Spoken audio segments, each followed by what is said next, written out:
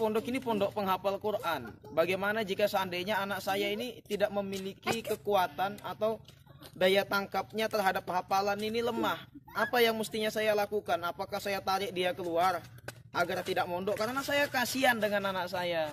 Saya takut anak saya tidak mampu sehingga nanti menjadi beban pikiran dan berpengaruh atau berdampak pada psikis anak saya di kemudian hari. Yang perlu kita sadari pertama, ada kaidah dalam agama itu darul mafasid muqaddam ala jalbil masoleh. Mencegah keburukan, mencegah kemungkinan terburuk itu lebih kita utamakan. Ya. Kenapa?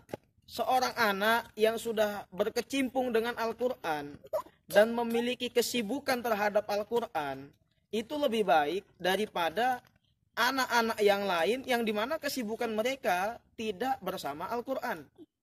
Orang yang memiliki kebingungan atau orang yang berada di tengah kebingungan memikirkan bagaimana saya menyelesaikan hafalan saya, bagaimana saya menuntaskan pelajaran saya, kemudian bagaimana agar hafalan saya ini meningkat, itu lebih baik sekalipun susah daripada mereka yang tidak memikirkan Al-Quran atau memikirkan yang lainnya meskipun itu mudah.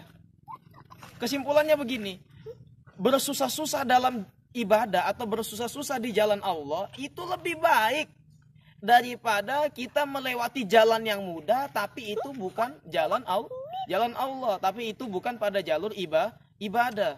Kemudian yang kedua yang mestinya kita lakukan adalah menambah kesabaran kita. Menambah kesabaran kita, menambah doa kita. Karena doa orang tua terhadap anak itu memiliki pengaruh yang besar. Bahkan ada hadis yang mengatakan doanya orang tua untuk anaknya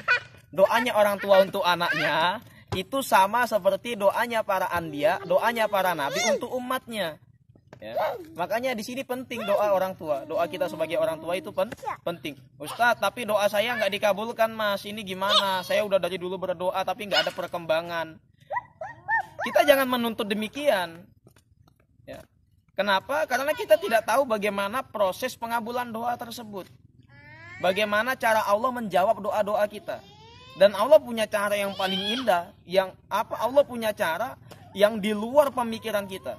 Allah memiliki cara tersendiri, rencana tersendiri yang tidak pernah masuk di pikiran kita dan tidak pernah terpikirkan oleh kita. Dan itu jauh lebih baik dan jauh lebih indah daripada apa yang kita pikirkan, daripada apa yang kita mau. Ya.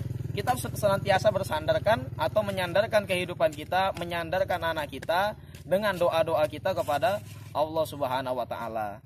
Jadi yang diperkuat tadi adalah kesabaran, kemudian diperbanyak atau dibantu dengan doa. Saya tutup dengan satu kalimat, semestinya kita ini merasa senang.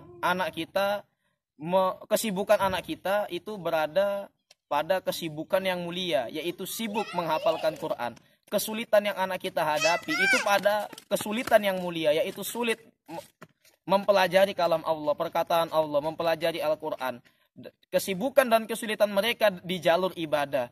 Dan mestinya kita gelisah apabila anak kita tidak memiliki kesulitan dan tidak menghadapi kebingungan bersama Al-Quran atau di jalur ibadah. Karena na'udzubillahi min zalik, kalau seandainya dia tidak memiliki kesibukan di jalur ibadah, yang kita takutkan anak kita nanti akan memiliki kesibukan pada jalan yang dimana jalan itu bukan pada jalur ibadah atau jalur fisabilillah. Nauzubillahi min zalik. Sama-sama kita senantiasa mendoakan semoga kita diberikan anak-anak yang soleh dan anak-anak kita senantiasa disolehkan oleh Allah Subhanahu wa Ta'ala dengan senantiasa meningkatkan prestasinya dan kemampuan anak-anak kita.